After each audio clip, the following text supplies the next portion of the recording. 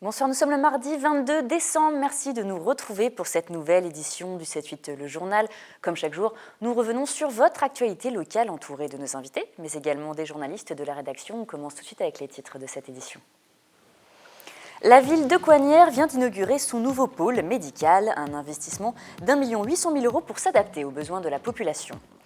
Le député maire de Versailles en colère après le rejet de son rapport sur les conséquences de la baisse des dotations de l'État. Comme de nombreux élus, il s'inquiète du recul de la capacité d'investissement de sa commune.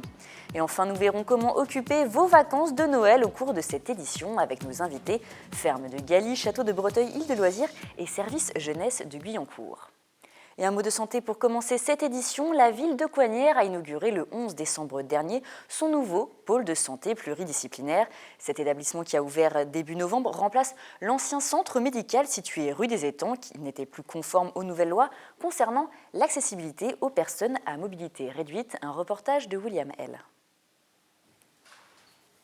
Une superficie de 520 mètres carrés, un parking privé de 26 places pour un coût total d'1,8 million €. Ce nouveau pôle santé pluridisciplinaire répond à une nécessité de la ville de Coignières de s'adapter aux besoins de sa population.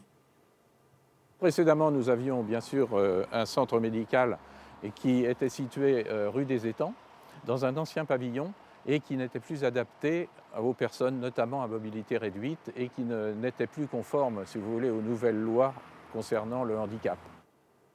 Ce bâtiment beaucoup plus fonctionnel, bâti de plain pied au niveau rez-de-chaussée, a accueilli dès son ouverture les médecins locataires de l'ancien centre. Dans l'état actuel, nous sommes 2 médecins généralistes, un gynécologue, en tout 8 praticiens médico-paramédicaux, c'est-à-dire une kiné, des podologues. Pour l'instant, une partie du bâtiment est encore disponible à la location pour de nouveaux praticiens spécialisés qui manquent encore dans la région pour des raisons de démographie médicale, malgré l'attractivité de ce nouveau pôle santé. Il y a de nombreux besoins qui ne sont pas satisfaits à Coignières, par exemple orthophoniste, par exemple étoffer l'équipe kiné, par exemple un dentiste qu'il n'y a plus malheureusement à Coignières, et puis d'autres spécialités comme par exemple ophtalmo, dermato, rhumatologue, pour lequel il y a une énorme demande qui n'est pas satisfaite. Ajouté aux anciens patients de la PMI de Coignières, désormais fermée, de nombreuses personnes de communes limitrophes se rendent dans ce pôle santé qui pour l'instant enregistre déjà une trentaine de consultations en moyenne par jour. Et nous passons à présent à la chronique politique du mardi avec Wilfried Richy, les questions des dotations de l'État. Bonsoir Wilfried. Bonsoir Florane. Ces fameuses dotations globales de fonctionnement accordées par l'État qui focalisent actuellement l'attention des élus. Depuis 2014, le gouvernement a décidé de réduire drastiquement les transferts d'argent vers les collectivités, qu'il s'agisse des villes ou des agglomérations. Le but est bien sûr de faire des économies pour renflouer les caisses tout en poussant les villes à trouver d'autres sources de financement. Seulement, si c'est facile à dire, c'est plus difficile à mettre en pratique. Et face à l'inquiétude des élus, en juin dernier, une commission d'enquête visant à évaluer les conséquences de la baisse des dotations de l'État a été mise en place. Le député maire d'Hiver Droite, François de Mazières, donc de Versailles, en était le vice-président. Son rapport devait être publié le 10 décembre dernier. Seulement, ce document de 175 pages a tout simplement été rejeté. Et c'est le mot censure qui revient le plus souvent, d'autant que le rapport n'étant pas publié, il est interdit pour ceux qui ont travaillé dessus d'en parler. Seules les auditions réalisées peuvent être commentées, car ces auditions étaient publiques. Écoutez François de Mazières, vice-président donc de cette commission d'enquête. De ces auditions que nous avons pu faire, on voyait très bien qu'effectivement, la première conséquence de la baisse des recettes des collectivités territoriales, c'était un effondrement de l'investissement public. C'est une baisse de 25% sur les 3 ans, depuis 2015 jusqu'à 2017 compris. Et donc, c'est un problème évident pour notre économie et c'est une cause du chômage. Alors ce que dit François de Mazières, c'est donc qu'en réduisant les subventions, l'État va pénaliser les mises en chantier lancées par les villes, par exemple. Les investissements, toutes les réalisations lancées par ces communes, mais cela va même plus loin. Il y a un vrai risque pour le service public, tout simplement, assure François de Mazières, le député maire de Versailles, qui est plus que remonté. Lui qui, dans sa ville, subit une sorte de double peine. À la chute de ses dotations de l'État s'ajoute la hausse de la participation de sa ville au fonds de péréquation. Péréquation, cette contribution qui est versée par les communes les plus aisées à celles qui sont plus en difficulté. Pour compenser la baisse des recettes pour Versailles entre 2013 et 2017, il devrait augmenter de 17 points les impôts. Il y a un moment où on n'a pas le choix. Soit, si vous voulez, on va augmenter la fiscalité locale, et là, très clairement, aujourd'hui, de très nombreuses communes sont engagées dans la maîtrise de la fiscalité locale, et c'est une demande de la population. Et puis, si vous ne faites pas l'augmentation des impôts pour des communes comme nous, qui font l'objet de cette redistribution négative, bien vous n'avez pas tellement le choix. C'est à ce moment-là, soit vous endettez, ce qui est de la fiscalité à court ou moyen terme, ça entraînera une augmentation de la fiscalité.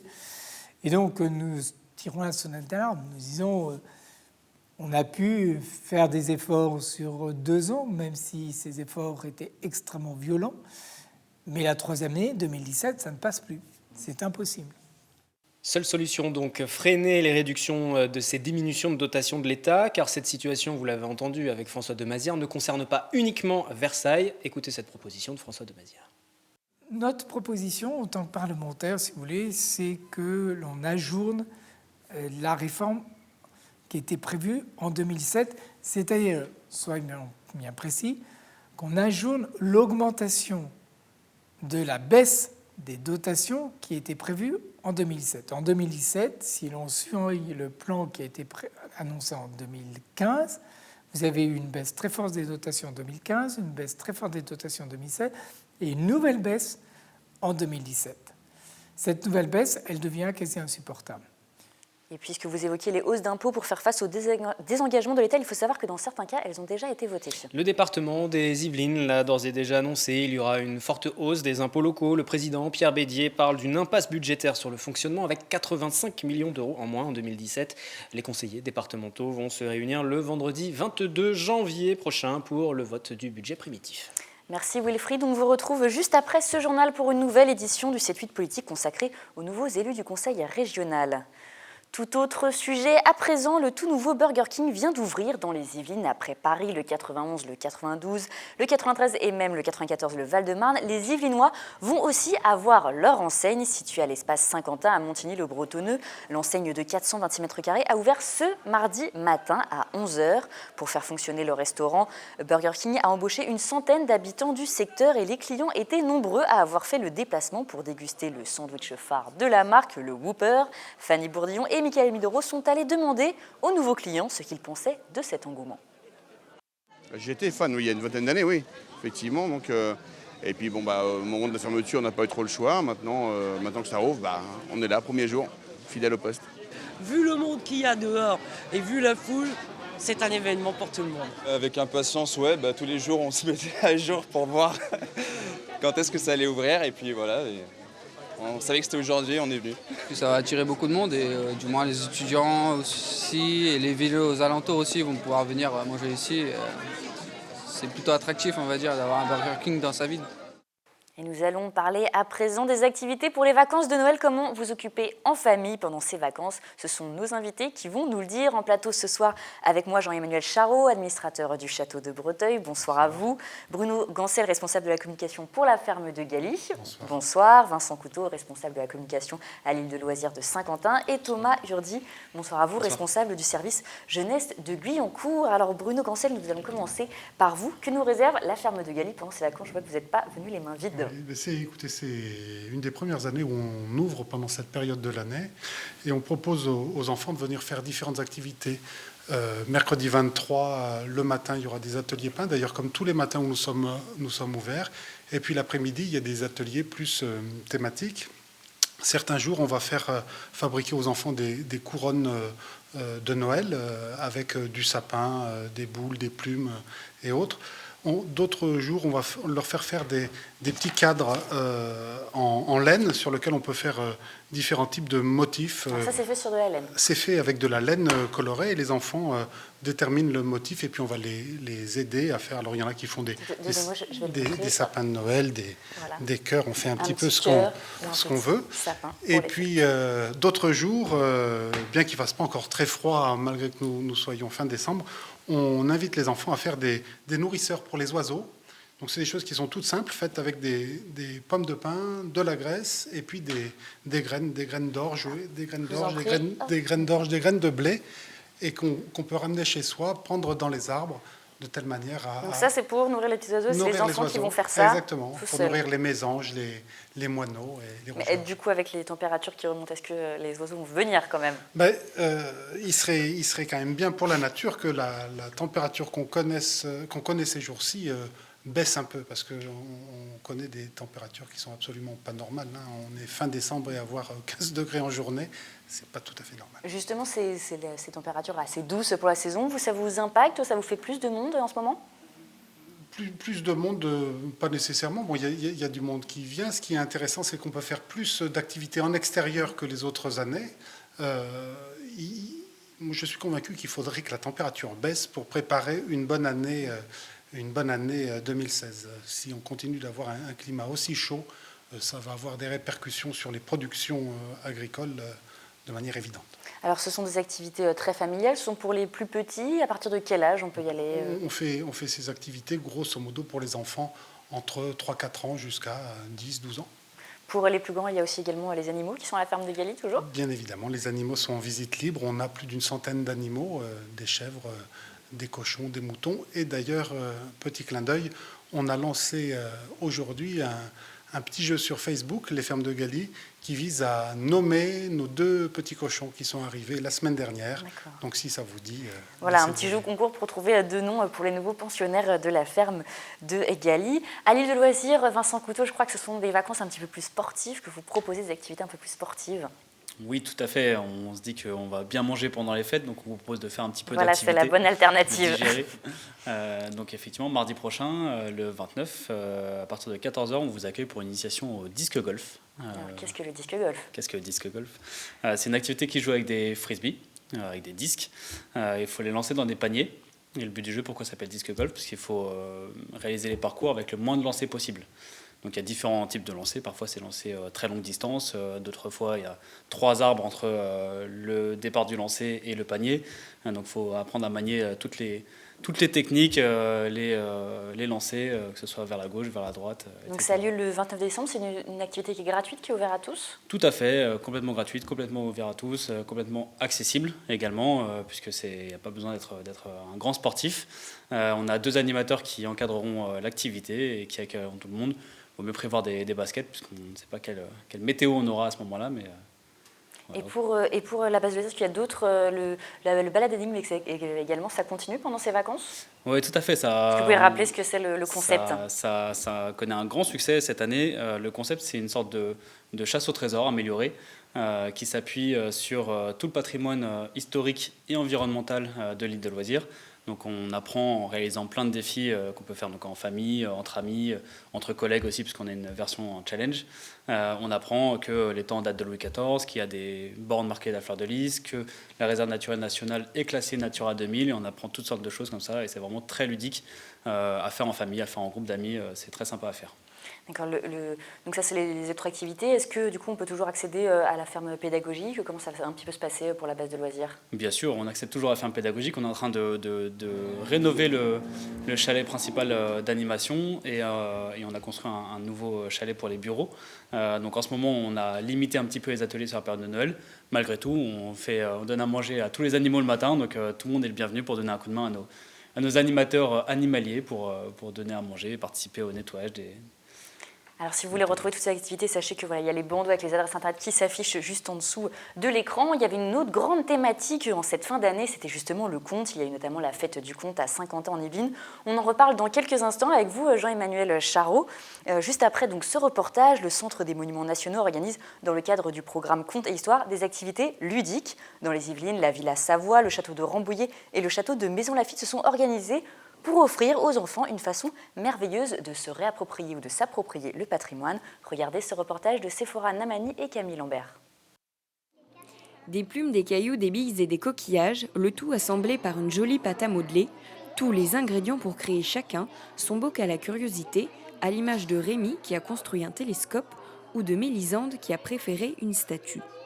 Avec des morceaux de pâte à modeler, des bâtons, une petite étoile, des coquillages, Parce que j'aime bien faire des statues, faire un petit peu ça, parce que c'est bien et comme ça, je pourrai me souvenir des choses si je reviens. Cet atelier de création d'un bocal à curiosité est proposé aux enfants pendant les vacances de Noël au château de Maisons-Laffitte. Avant l'atelier, ils sont invités à découvrir le château et l'exposition Les Chambres des Merveilles avec une visite spéciale jeune public. Nous avons choisi de faire des ateliers autour de la thématique des cabinets de curiosité parce que nous rebondissons sur l'idée que puisque nous avons une exposition très intéressante sur les chambres des merveilles et cabinets de curiosité depuis novembre jusqu'en avril, nous allons exploiter cette très belle exposition en choisissant de faire nos ateliers autour de cette thématique. C'est l'idée qu'ils repartent aussi avec un petit quelque chose. Et c'est vrai qu'en lien avec l'exposition, donc les Chambres des Merveilles, on avait pensé à la création un petit peu dans l'idée d'une composition fantaisiste ou fantastique à l'Archimboldo. Ce qui est intéressant ici, me semble-t-il, c'est vraiment le fait de laisser les œuvres en place, parce qu'ils participent eux-mêmes à l'exposition. Cet atelier au château de Maisons-Laffitte s'inscrit dans le cadre de la manifestation régionale du Centre des Monuments Nationaux, Contes et Histoires pendant les vacances de Noël. Programme auquel participent également la Villa Savoie et le château de Rambouillet. Alors, on l'a vu, beaucoup d'activités organisées autour du conte. On pourra retrouver ces mêmes activités au château de Breteuil. Ce sera un peu différent. Quel va être un peu le programme? C'est un petit peu différent, mais le château de Breteuil est effectivement le château des contes de Perrault, puisque nous avons 7 scènes de contes qui sont réparties dans les dépendances du château. Nous avons le Chaboté dans les écuries, par exemple, Cendrillon, qui danse avec le prince charmant. Nous avons Barbe Bleue dans la salle de chasse, etc., etc. Et puis, tous les jours, nous avons à 16h30 la conteuse qui accueille les enfants et leurs parents pour 3 contes de Perrault ou des contes à thème, puisque nous aurons le dimanche 27 décembre, le dimanche 3 janvier et le dimanche 10 janvier des contes à thème. Contes de lutin pour le 27 décembre et des contes de galettes et de pots de beurre pour le 3 et le 10 janvier. Donc il faut venir à peu près à quelle heure? On peut profiter toute la journée justement? Oui, il faut prévoir large, surtout que les journées sont courtes avec la nuit qui tombe. Donc il vaut mieux arriver en début d'après-midi. Il y a une visite le matin de toute façon à 11h30, mais d'autres visites à 14h30, 15h30, 16h30 et 17h30. La conteuse, c'est tous les jours à 16h30. Mais il faut bien prévoir une heure dans le parc pour voir toutes les scènes de contes réparties un petit peu partout. Et puis une heure pour la visite guidée du château. Les enfants peuvent également, auprès des ateliers de Sophie, confectionner des petits bonnets de lutin ou des tutus de fées, de robes de princesse, etc., ou des masques. Et puis tous ces petits lutins, dans le parcours de la visite, vont aider le Père Noël, parce que nous avons mis en place un jeu de piste pour les vacances scolaires de Noël. Le Père Noël a malencontreusement égaré quelques cadeaux. Et justement, il n'y a pas de conte autour du Père Noël? Il y a des contes de lutin. Il y a des contes de lutin lutin donc, qui seront c'était dimanche dernier et dimanche prochain, donc le 27 décembre, il y aura des contes de lutin, en plus des contes de Perrault traditionnels. Voilà. Alors, pour avoir déjà assisté justement à ces événements, à ces contes avec des conteuses, les enfants participent, il y a un échange, c'est des activités qui sont très ludiques. Tout à fait. À chaque fois, il y a 3-4 enfants qui sont amenés sur le devant de la scène parce que la conteuse a besoin d'un prince charmant et d'une gentille fée et d'une petite princesse qui dort ou qui ne dort pas, en fonction du conte. Et puis parfois, il y a le méchant Barbe Bleue qui intervient aussi. Le petit chaperon rouge. Il y a toujours quelques enfants qui ont un rôle à jouer. C'est des échanges participatifs avec les enfants, mais ce n'est pas des contes qui vont les endormir. À chaque fois, ils sont vraiment mis à contribution. Absolument pas. Du coup, pour les vacances de Noël, c'est des périodes pour la ferme de Galie, pour les loisirs, même pour le château de Breteuil, qui représente beaucoup de gens qui viennent, beaucoup d'enfants. C'est une période qui est importante pour vous. Vous mettez vraiment beaucoup d'énergie sur ces vacances. C'est important parce qu'on est vraiment le château des familles, pour une sortie en famille. C'est l'idéal. Et en ce moment, au moment des fêtes, les familles se réunissent. Et puis c'est vrai que le beau temps que nous avons actuellement incite vraiment tout le monde à venir passer un après-midi à Breteuil. Voilà. Et puis en plus, le château a revêtu ses habits de lumière, je dirais, puisque tout l'intérieur du château est entièrement décoré avec des sapins un peu partout. Toutes les cheminées sont décorées. Et l'extérieur, il y a les illuminations qui rendent le château magnifique dès que la nuit tombe. Et là, ça s'adresse aussi à partir de quel âge? À partir de tous les âges, À partir de 3 ans, tout le monde y trouve son compte. Et puis les amateurs d'histoire, bien sûr, retrouvent le principe de la visite, c'est-à-dire la visite du château fait découvrir l'histoire d'une famille qui s'inscrit dans le cadre de l'histoire de France. Donc il y a le côté histoire, mais vu de façon ludique, avec les personnages de cire du château, et puis le côté conte de fées avec les contes de Perrault. Alors nous en parlons maintenant d'un tout autre sujet avec Thomas Urdi, donc le service jeunesse de Guyancourt. Alors il y a plein de stages, plein d'activités qui sont proposées pour les jeunes et notamment un petit focus sur les médias, je crois. Tout à fait. Alors c'est vrai qu'encore une fois, on laisse la parole aux jeunes. Et puis on se rend compte que les jeunes, ils sortent d'une année un peu compliquée. Ils ont entendu parler de pas mal de choses un peu dures. Et ils ont envie de s'exprimer. Et donc on leur a demandé un petit peu qu'est-ce que vous voulez qu'on fasse. On fait toujours ça avec les jeunes. Et cette fois, c'est la solidarité qui l'a emporté. Et on se rend compte qu'ils ont une véritable envie d'aller vers l'autre. Et donc toutes nos activités vont tourner autour de cette thématique. Donc c'est pour les jeunes, mais quand même voilà, un petit peu plus âgés, à partir de 10 ans, 12 ans, c'est ça? Oui, la jeunesse comprise entre 11 ans et 18 ans. Et donc on a vraiment deux programmes différenciés, un pour les 11-15 ans et un pour les 16-18. On considère que entre d'un côté des collégiens et de l'autre les lycéens, ce ne sont pas les mêmes attentes. Et donc cette solidarité qui est au cœur un peu des stages qu'on va proposer, vous l'avez dit, on s'est dit comment ouvrir la parole si ce n'est que on a un stage qui est possible à faire, c'est un stage de journalisme. Et alors là c'est génial, on a une intervenance journaliste professionnelle qui vient et donc on leur donne une carte de presse, on les fait rentrer un petit peu dans l'ambiance un petit peu d'une salle de rédaction. Ils vont choisir le chemin de fer, c'est-à-dire les sujets, déterminer... Les sujets qu'on va choisir pour le journal. Exactement. Voilà. Ils vont prendre leur téléphone, contacter les intervenants et puis aller faire leur micro-trottoir, les rencontrer. Et puis on a cette thématique minute citoyenne, on va traiter un peu de l'actualité très locale, mais c'est hyper intéressant et du coup ça leur permet de décrypter l'information aussi. C'est un moyen pour eux de savoir, parce qu'on a beaucoup d'informations qui nous submergent et on ne sait pas trop la trier. Et donc là, quelle information on doit trier, comment on regarde ses sources et puis comment on compare ce qui est une info valable ou pas. Et puis dans tout ça, comment on devient acteur, comment on prend la parole. Et c'est un petit peu ça le but, c'est un peu leur apporter ce soutien-là. Donc je disais effectivement d'un côté des 11-15 ans, de l'autre des 16-18. En tout cas, le stage journaliste, c'est sur une semaine, on peut encore s'inscrire, comment ça se déroule un petit peu? On peut encore s'inscrire, c'est sur 2 semaines. 2 semaines. On demande un petit peu de rigueur, c'est vrai que c'est compliqué. Les stages, c'est effectivement dans le temps. Et on a des activités, bien sûr, chaque jour on peut venir pour des activités manuelles et d'actions caritatives aussi, je vais y venir après. Mais donc sur le stage journalisme, c'est vraiment l'idée de décortiquer les médias et devenir soi-même acteur d'un média local. Et c'est à ce titre hyper intéressant pour eux. Et pour les 15-18, après le stage de journalisme, il y avait d'autres choses qui étaient organisées. C'était un peu sous le signe de la solidarité également, ce qui était proposé avec Guyancourt? La solidarité est vraiment transverse dans les actions qu'on va proposer. Donc on va faire des stages, donc journalisme on l'a dit, avec aussi des actions caritatives. Donc on prend son téléphone, on appelle les associations du coin. On a un répertoire d'une centaine d'associations. On va les appeler, on va leur demander qu'est-ce qu'on peut faire nous en tant que jeunes pour vous aider. Et ça peut aller du colis, de la distribution de nourriture, des choses très concrètes pour surtout commencer à mettre un pied dans le bénévolat, dans l'associatif. C'est aussi ça la solidarité. Et puis on a aussi la visite des pompiers pour apprendre les premiers gestes de secourisme. C'est une initiation bien évidemment un peu première approche, mais c'est à mon sens assez intéressant qu'ils aient choisi ça. Et puis de respect de l'environnement. Donc on a la chance d'avoir la ferme de Galie. Je pense que le fait d'être là aussi, ça nous donne des idées entre nous. Mais là, en l'occurrence, c'est apprendre à défendre son patrimoine, son environnement, faire des cabanes en bois, comment on traite le bois ensuite une fois qu'on a fini ça. Voilà, ce sont des choses de ce type-là. Et puis le sport, avec des actions, plutôt du sport collectif d'ailleurs et d'entraide, qui va être développé.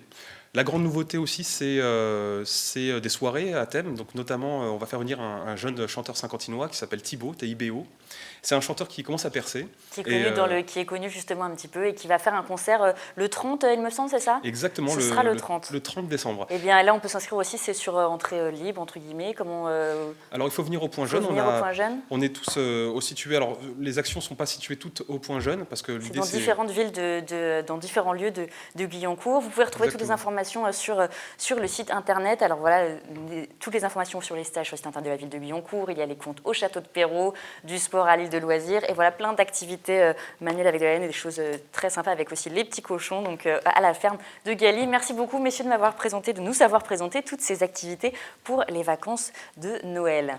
Et comme chaque année avaient lieu les traditionnelles féeries de Trappes, on reste à Noël. Samedi, des centaines de personnes ont fait le déplacement à l'hôtel de ville pour profiter des spectacles et activités organisés par la mairie. Une après-midi sous le signe de la convivialité à laquelle étaient conviés les habitants de la commune ainsi que ses alentours. Regardez ce reportage signé Camille Lambert.